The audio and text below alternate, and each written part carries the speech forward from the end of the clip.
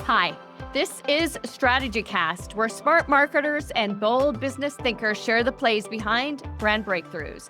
I'm Lori Jones, President and CEO of Avasec Communications. As information becomes easier to create, trust is becoming harder to earn. AI is changing how buyers research, evaluate, and engage with brands, forcing marketers to rethink what actually drives growth. In today's episode, we'll explore why community and advocacy are becoming increasingly important, how trusted relationships influence purchasing decisions, and what organizations can do to build credibility that lasts beyond any single campaign or marketing channel. Joining me today is Carter Hostelley, a longtime B2B marketing entrepreneur and community building strategist. Carter has spent years helping organizations understand influence, advocacy, and relationship-driven growth, giving him a unique perspective on where marketing is heading next.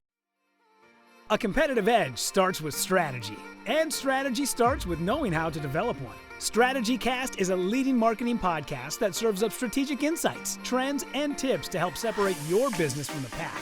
Tune in weekly as host Lori Jones interviews bold marketing leaders who have priceless wisdom and are willing to share. Each episode explores cutting-edge approaches that have proven instrumental in transforming brands into industry trailblazers.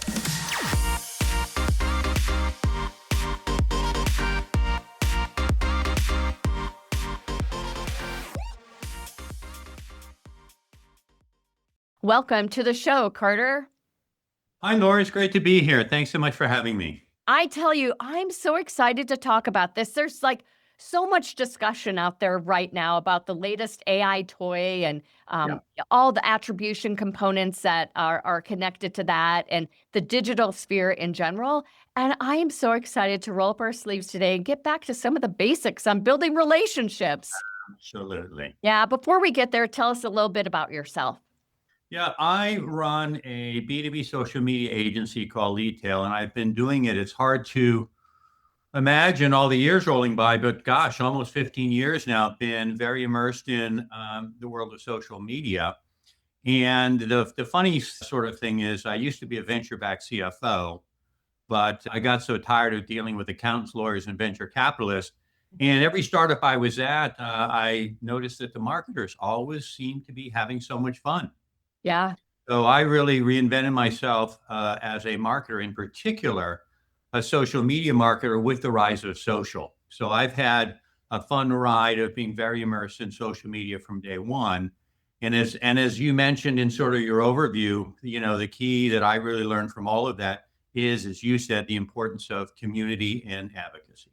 Yeah, I could not agree. And yeah, I would go as far as to say it truly is one of the greatest competitive advantages that any brand can have out there today. And what's odd about it is Carter, we're still convincing people in a lot of areas that social media, that communities are still important. Why is that? Well, it's, like with any new channel, the first thing we do is take the habits of the prior channel. And so much of social media, I used to say, and I still say to this day a fair amount, is we tend to view it almost like an extension of an email list. Right. So we're blasting away and posting away and promoting all our stuff, where social media is more analogous to truly networking. Mm. Meeting people. If we met someone at a cocktail party, we would not start off with pitching, talking about our product and how great we are and why they should buy from us. We know that very quickly they would do "Oh, I'm out of my drink. I'll be right back," and never see them again. Right. So right from the beginning, we didn't think about social media in the right way as marketers, and we need to get back to really thinking about social as the place for true human connection. It's for providing value. And from all of that, then folks, do the humanistic that say, "Lori, thanks so much for asking about me, but tell me a little bit about you." Right. Now it's really time to do the marketing and the building relationships we, really are looking to do. And it's such an important part of an overall integrated mix. We spend and invest. We're a brand agency that implements, incredible tools that drives growth. And we always, with our engagements, spend a lot of time on the strategic insights, really building out the belief systems and the trust architectures for our clients so that what we're doing in implementation, earned and shared media being some of the most important things that we deploy, are believed. And we spend so much effort and so much time building the strategy that I think a lot of times some of these integrated approaches are afterthoughts, but it's really where the brand comes alive. And social Yes. media, I believe, is one of the best places, that shared approach to really make the brand become something real beyond something that's just read or heard, but really felt and touched. Why, again, do you feel that most even brand experts look at it as an afterthought? Well, I would say they look at it just as an extension of other channels versus its own unique channel. Right, And to your comment about brand, the thing that's been a pretty constant thematic through the many years of me doing social media is that all of us senior marketers with 10, 15, even 20 plus years of experience have to learn a whole new set of rules. right, Right. That and we've been talking about this for years. So intellectually, folks know this, but it's still hard for them to execute the notion that they don't control the brand anymore. They don't control the brand voice anymore. It's not about going, geez, I don't want an employee to do anything unless they've been media trained. All of that just comes off as very inauthentic. And your customers, your prospects, your competitors will say whatever they want on social that you don't control. right, Everything that's very fundamental is, especially with social, because that is the human channel, is we do business with people, not with brands. right, The easiest way I always say to reflect the brand is to showcase the people behind the brand. right. That then is what humanizes it. That's exactly right. And you've gone as far as to state that the future of B2B marketing is about building and supporting community. And the best way to do that is through content and social media content that resides on social media platforms. Why do you believe that so strongly? Well, I think that, at the end of the day, when we are, and I play in the B2B world, Hmm.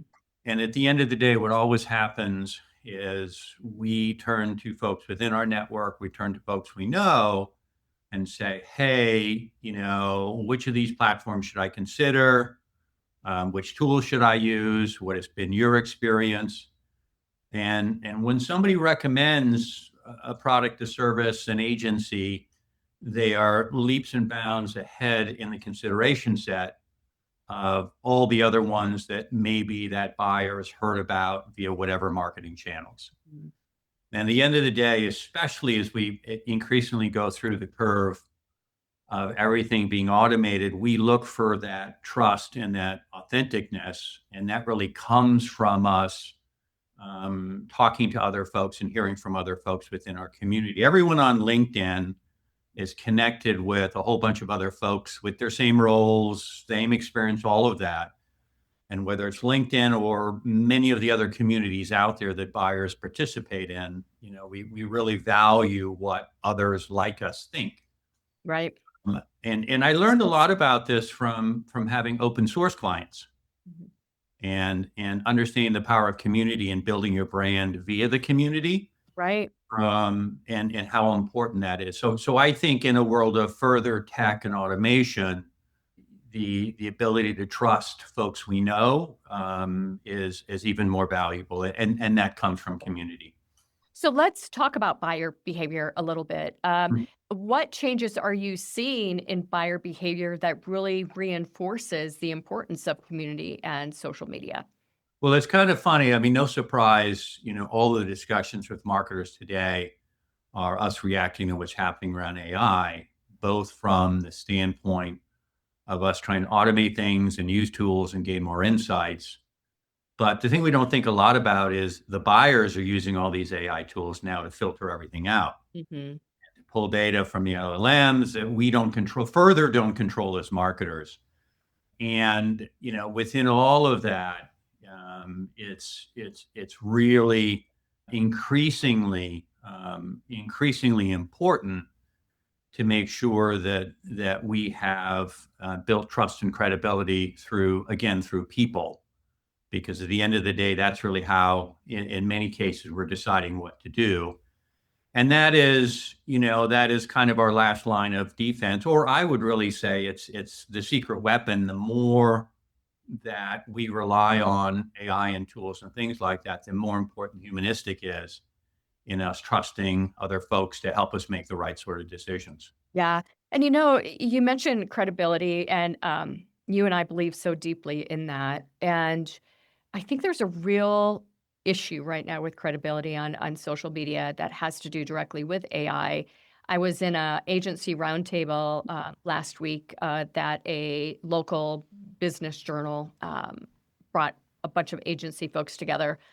And obviously, the main discussion was around AI, but authenticity was something that was not getting brought up. And I finally brought it up because there are a billion thought leaders out there right now because of AI, but it's AI generated. It's not the authenticity that Carter, you and I bring together through our podcasts and through communities like this. And it doesn't mean that generative AI can't take our voice and recreate what we would say and how we would say it with some great social media content, but it's typically specifically off of something that we have said.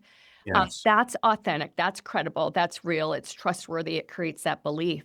But the real issue today is the non-belief that is being created because of AI in particular.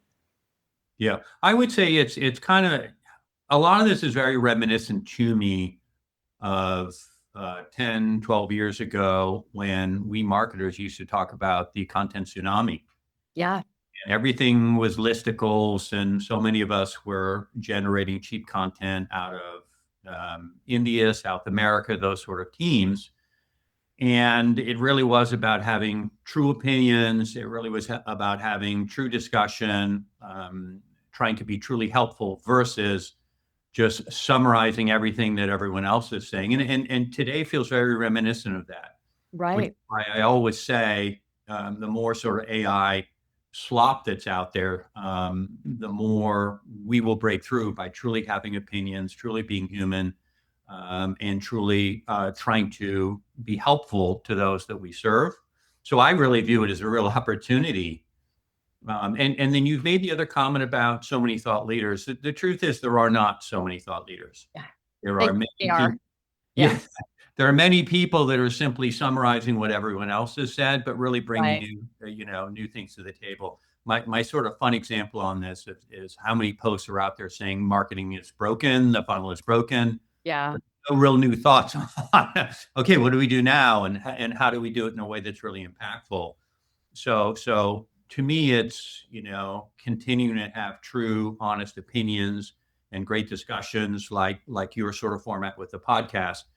Those provide even more opportunity for us to break through because of how many folks are increasingly relying on AI to create summarized sort of content. Yeah. And I think what's unique here is you take thought leaders and their original voice, and then you layer in community, you layer in social media, you layer in demand generation, you layer in advocacy, layer in, you know, all the different marketing tactics. And at the end of the day, it's still about that handshake. It's still about that one-on-one feel that someone has when they're interacting with that person, whether it be in a community such as social media or in a one-on-one situation. And you have gone as far, and I love this perspective. You believe that you are a bigger believer in advocacy than traditional demand generation. Explain to us what you mean by that. Well, I think it really comes down to the notion of we don't want to be sold to, but we sure want to be helped. Right, And, from day one, coming out of the notion of community, and, when I think about advocacy and I think about community, I really think about relationship at scale, right. right? And how do you scale the notion of a relationship, and it really is building community. And the key value of community is not necessarily me being the center of the universe. It's really that I'm helping to facilitate like-minded people meet other like-minded people. Right. Because if two people come together from something that we have done in supporting the community, maybe it's a dinner, maybe it's a podcast, maybe it's a whatever. And, I love when they come back and say, "Hey, Carter, I had lunch with Lori the other day." And I went, "Oh, that's great." And they remind me they met they met you through some introduction I made or what have Right. you. I get all the advocacy from that. Yeah. Ryan, I And get all the branding from that. It's so authentic and credible. It is so much. It's kind of funny. We have clients that they really want to market the fact that they're the best in the world at what they do, and I understand that. The truth is, no one is out there marketing that they're terrible. They're all saying they're best at what they can do. And I always say it's not about me saying that; it's about the client saying that. yeah, Right. which is the epitome of credibility, right? And advocacy, right? And I'll give you Yeah. another quick example of this. I do a lot of social selling training with client sales teams. And I'm always saying, look, yes, you're trying to sell the person you're talking to, but if you turn them into an advocate instead, you have an opportunity to close them.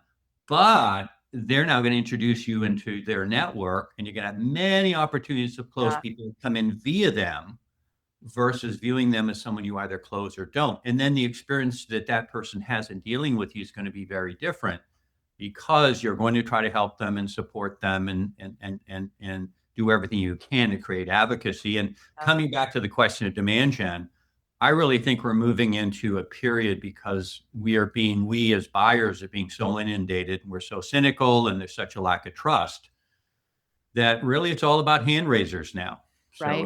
you can try to help folks, turn them into advocates. They'll self-select in. They'll say, Well, "Hey, this is so helpful. Thanks so much." And then they'll pause and they'll go, "By the way, is this something you could help me with?" yeah, Right? exactly. And I wanted to bring that point up a minute ago, and it actually works beautifully right here. So this show for me is certainly pipeline development. There's no doubt about it. Really. But the other piece of it is I want to increase tenure for marketers. Their tenure with CMOs and VPs is way too short. Now, it is slightly increasing, over the last 6 years, but it's still too short. And it's too short because we don't have enough strategists in the world that are truly understanding why, what the best way is to get to top line revenue, quite frankly, and make a board happy. And so that we can increase tenure. And so a sidebar to me is if I can, have someone listening to the show who might be earlier in his or her career right now, and they continue to listen for years, and then ultimately they end up in a high-level CMO VP role, then they know me. And there's so much value in that. And if I can just be a little piece of what helped them learn more and create more curiosity, then I think we've won. Well, that is community. Yeah. That is really community. And it's really interesting. And, to be frank, folks really didn't bite on this, but a few years ago, I was really pushing the theme of let's take the notion of thought leadership out and insert the notion of valued member of the community. Mhm. And of course, when you do that, that raises all kinds of questions. Well, what does it mean to provide value? Who is the community we serve? Right. Right? Because typically when I talk to a new client about community, they're like, "Oh, that's a great idea. Let's set up a Slack channel. Right. Let's create a LinkedIn group. And I'm like, now you do understand the community is already out there. Right. You're not going to create them from scratch, number one. And number two, they're not going to welcome you in if you come in the doors trying to sell. Yeah. You have to first come in and add value to the community. And from that, folks will start to get a sense of you. You'll build relationships and business will come. Yeah. Right. But that is the heart of the challenge that marketers have is they still think they're going to create a community out of nothing of buyers. And somehow it's, that's just not how social works. And that's not how community works. Well, and it doesn't happen overnight also. Correct. And it's why so many of the traditional brand approaches are very, very important to create success at the community level, especially when you've got that need for speed as well. And you're really trying to shorten, in a B2B environment, it takes 2 to 3 years to build a brand. The best integrated approaches can shorten that cycle and really community being at the hub of it. Well, when you combine community with advocacy and the goal of hand raisers versus demand gen, it can happen really fast Mm-hmm. because you can have, maybe you're introduced into someone like we were introduced.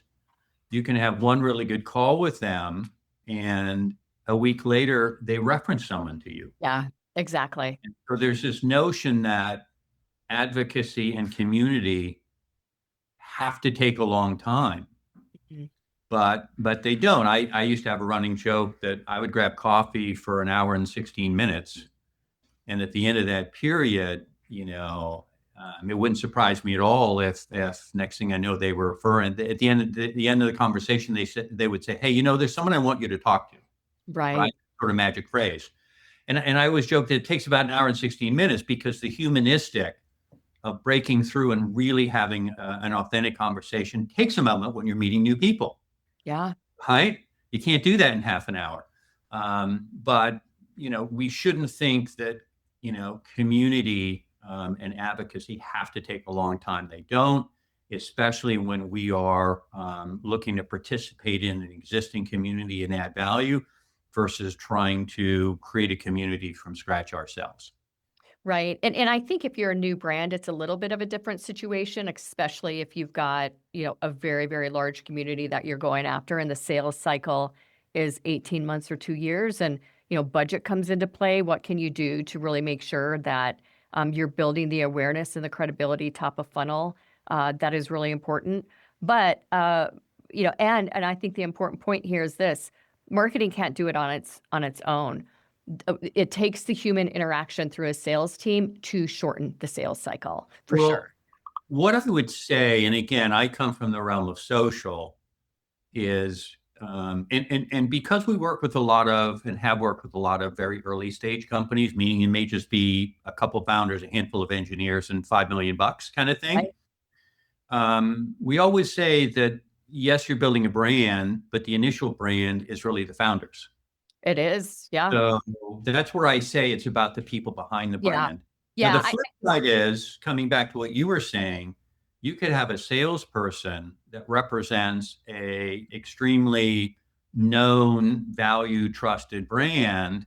But if that salesperson is not a good salesperson, when they're on that call, they could be losing all of the Credibility value that's already been behind built. Yeah. by just trying to force a sale and make a quarterly number, Yeah. right? So it works both ways. So I It would does. say if it's a new brand, you're really leaning into the person, because Yeah. that at the end of the day is the brand that the prospect or customer is dealing with. Which is absolutely more of the community feel of it as well. I want to get tactical for a minute here and talk about LinkedIn. You believe that LinkedIn is becoming the new email. What do you mean by that?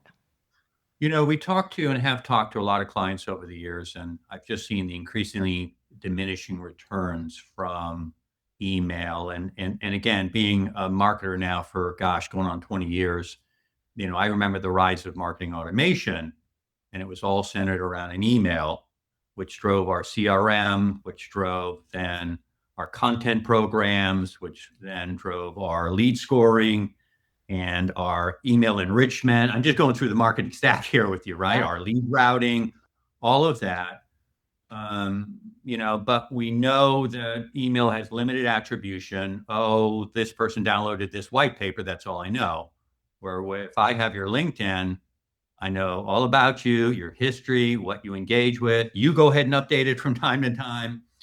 We know that an email address typically is only good for maybe 18 months because then people change jobs. And that's if you didn't get the Gmail address. Right. Exactly. And then you got to try to enrich it and use tools to find the right email address, where your LinkedIn profile address never changes, Mm-hmm. right?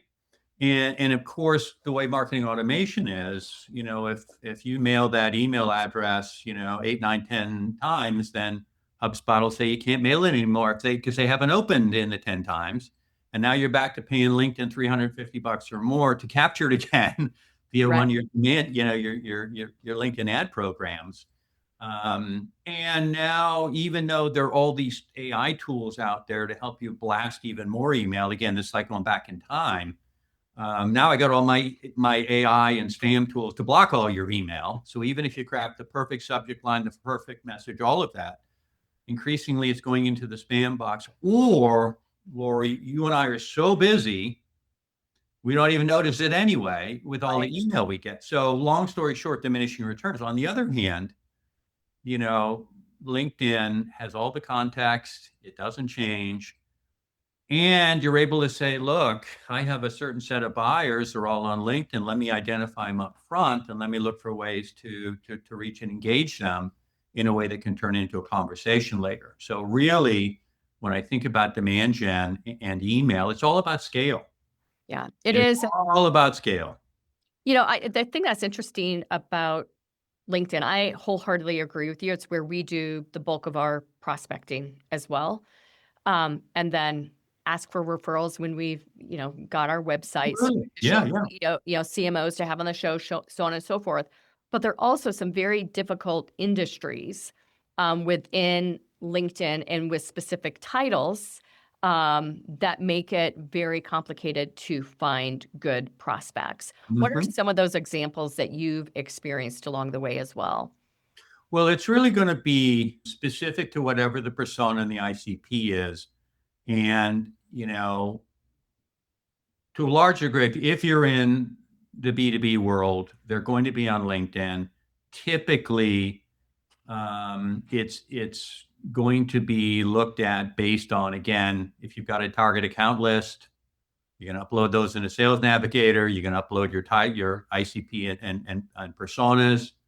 You're then going to, see a screened list. That's a much better way to sort of come at it, even if it's a fairly niche industry, as long as it's B2B, for sure. Typically, the challenge on looking at it from the vantage point of LinkedIn is for those that are targeting the C-suite, they're targeting CEOs or, that say, hey, they're not going to be on LinkedIn all day posting and all of that. Now, what I always say to that is, as a C-suite executive myself, and you are too, I don't do any work. Yeah. My team does the work, right? And they're all on LinkedIn. Yeah. And they're all active on LinkedIn, right? So it's another way to think about it. But I think that's really the way to come at it. The other sort of dirty little secret around LinkedIn, around the paid ad program, is, they always recommend creating a custom audience, at least 50,000, if not 100,000. But for many of our clients, the buyer universe is really 3,000. Yeah, exactly. Right. And so, you have to be so broad with it. Why not instead target those 3,000? Yeah, exactly. Looking to figure out ways. And it has ramifications. I actually call focusing on LinkedIn as the center of the universe instead of email. I call it marketing automation 2.0. Because now you're really saying, oh, okay, well, now it is, how do I engage a LinkedIn profile? And I really call the folks that engage with what our clients do on LinkedIn as social opt-ins. Because if I take the analogy a step further, marketers want you to go to their website, give up your email and download something and say, Lori opted into our email list. Right. Well, when you go to LinkedIn and you like a person's post or a brand's post, you're signaling to the LinkedIn algorithm. You essentially are opting in by telling the LinkedIn algorithm that you want to see more of that person's content in your feed or that brand in your feed. Yeah. So the goal now is to get more of these social opt-ins and increase them over time. And that makes you go, oh, well, then I should be really thinking about what my content roadmap is of the type of content that generates the most social opt-ins on LinkedIn. Yeah. Now, that has implications for the brand, but what you quickly realize is, the thing that's going to perform best is if I get my executives and subject matter experts to be posting. Right? Because social is all about the people behind the brand. And the thing that we all intuitively understand is we're much more likely to engage with a person's post than a brand's post, Absolutely. right? So this now takes you into the importance of executive, social media, employee advocacy, because getting more of the team active. All of these are engagement opportunities. And as we talked about before, since at the end of the day, we're moving into increasingly a cycle where it's not about the corporate brand, it's about the brands of the people that work for the company. Right. All of these things reinforce the notion of the brand is the people, and we want to engage with other people. And now the engine starts to turn. You're creating lots of engagement opportunities.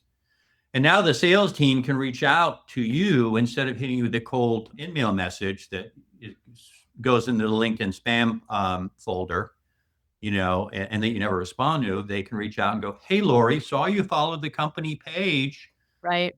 And let me know if I can ever answer any questions. And in the meantime, let's connect." Well, that kind of engagement is so incredible. And a lot of people just aren't doing it. No. But if you really create it like the ecosystem and the community that you're talking about, it's really what leads to the best social selling. As marketers are beginning to look at 2027 budgets and 2027 planning, Mhm. what is one of the new things happening with LinkedIn that might be around the corner that you may know about and the rest of us don't yet that we should definitely be aware of? Yeah, I would say the thing, I'm going to frame it slightly differently. The thing we're pushing a lot to clients these days that are both underused and really not even executed on are going to be LinkedIn events and LinkedIn newsletter. Mm. Yeah. And the reason for this is because there are more opportunities to generate these social opt-ins. Right. LinkedIn lets you see all the new subscribers, but no one is going, "Hey, every week, let me look who subscribed to the LinkedIn newsletter and see if there are any from my target accounts and to reach my persona, and then let me reach out to them along Right. the lines of what we were talking about." So that, and I typically find with LinkedIn newsletters, when you launch it, within a week, you're going to have 10 to 15% of your total follower base number will be subscribed. So to Yeah. make it easy, if you've got 10,000 folks following your company page, within a week, you're going to have 1,000 to 1,500 subscribe to your LinkedIn newsletter. Yeah. That is amazing. Yeah. So often with our clients, they may have multiple personas they sell to or multiple products. Hmm. So they may have a different newsletter for the different slices of the audience. They may also have a newsletter that's all about what's happening with the company, or maybe just a newsletter that's another distribution for their blog. Yep. And then they'll have another one that maybe is updates from industry events, things like that. That's Um, fantastic. so the other thing I would briefly say is LinkedIn events. Now, Hmm. I don't say LinkedIn Live because folks get a little bit too hung up on that. As you know, I'm a big fan of LinkedIn Live, but the part I really like is the LinkedIn events, because LinkedIn makes it so easy, Lori, for us to invite any of our connections to register, and nobody does this. Right. And I find that about 10 to 15%, similar newsletter, of the folks you invite to register for your LinkedIn event, as long as it's in context, will register. And that creates another wonderful sales loop where a salesperson can then invite any of their connections, which means it's a great way to go from connecting with you to nurturing you over time by inviting you to relevant events. And then seeing LinkedIn let you know whether you registered or not, which creates a very easy follow-up loop as another way to move from an engagement to a conversation. I Uh, love it. yeah, so all of these mechanisms. Now, I will add one other thing, which is LinkedIn articles. And what you want to do now as a salesperson or an exec, and then you want to build it in also as a marketer with the brand, is to look at LinkedIn articles, because the LinkedIn articles in particular are being cited within the LLM engines. That's fantastic. So Yeah. today we kind of think about the algorithm and we sort of know, hey, it's part of my posting mix. I want to do some long form posts because of the dwell time aspect, but those aren't really being cited. So if you've got a long post, really go, okay, it's okay to do long posts, but create a LinkedIn article off of it. Yeah, that's such Right? incredible advice. Yeah, I Yeah, don't think a lot of people are looking at the difference between the two. that's that's that's the that's exactly right. So once you go, oh, okay, this is where I want to show my thought leadership. And again, when we talk about this, we use thought leadership, but I'm also like, look, not everyone's a thought leader. Some are change agents. Hmm. Some are operational folks that are all about keeping the wheels turning. Some are Right. brand advocates. So whatever your persona is as an executive, to be true to that, but nonetheless, really using LinkedIn articles to build your authority on LinkedIn, which Yeah. means then that your posts are going to go further when you post, and it means that you're going to be cited in the LLMs, which then tie back to the brand, Yeah. right? So there's a real mechanism happening here. And of course, folks are going to engage with your posts. They're going to amplify them. They're going to do all of these if you're really tapping that sort of community mindset, Yeah. not making it all about the brand, but making it about supporting others like yourself, i.e., the community. And then the wheel turns. Yeah, and you've got all of our wheels turning today too. I mean, it's I think one of the hardest things from a marketing standpoint is there's always so much to get done, and you're typically doing a lot, but Yes. funneling through all of that is what I think is really difficult for all of us. We're like almost out of time. I can't believe it. Yeah. Um, so we've talked a lot. We didn't get into as much AI as I was hopeful that we could today, but this has been such an incredible conversation. But really, what this all results in is changing buyer behavior, right? So that ultimately those hands are raised and we've got more handshakes afterwards. 5 years from now, what do you think will be the most successful thing B2B marketers will be doing? And perhaps is it differently than anything that we're doing today? Well, I think there's a couple things here. One that is, we're spending a lot of time as marketers thinking about how we can leverage AI. And we're not spending very much time thinking about how buyers are going to leverage AI and the implications of Nice. it. Okay. Right. That's one conceptual thing to think about. The other is, and this has been my firm belief, from day one of social, with all of the changes in the platforms, the technologies, buyer behavior, what will continue to break through the noise is being human. Ah, And I tend to look at things as a pendulum. And I used to talk about this, 6, 7, 8 years ago when everything was about data, data, data, data. And I was like, okay, the more everyone's talking about the data and how that's the big thing, the more we should be leaning into brand, right. right? Yeah. Because when everyone swings one way, usually the edge, the opening, Yep. the way to come at it is the other way. So the more we talk about AI, the more we think about that, the more I'm like, it's about creating more human experiences. Yeah. And I would say for marketers, one of the things I have found super successful, we have done every year that drives community, creates advocacy, builds relationships, is, we have 6, 7 dinners a year in the Bay Area where we bring people Right. together in a fancy restaurant. We always have a guest speaker and we chat about this stuff. And it's just amazing to see, just the feel of these dinners now on how folks really appreciate the human connection. Yeah. So I think the more human experiences, the more we can lean into being opinionated and true and authentic. I think it's going to become even more important as the world of the AI continues. Well, I could not agree with you more. What is the best way for our audience to get in contact with you, Carter? Sure. Yeah. Look me up on LinkedIn, obviously. And then, of course, my agency is leadtail.com. So come in there. I love to have these conversations. I'm happy to chat with anyone. My main goal is to build our marketing community. So any way I can support folks around that, please feel free to reach out.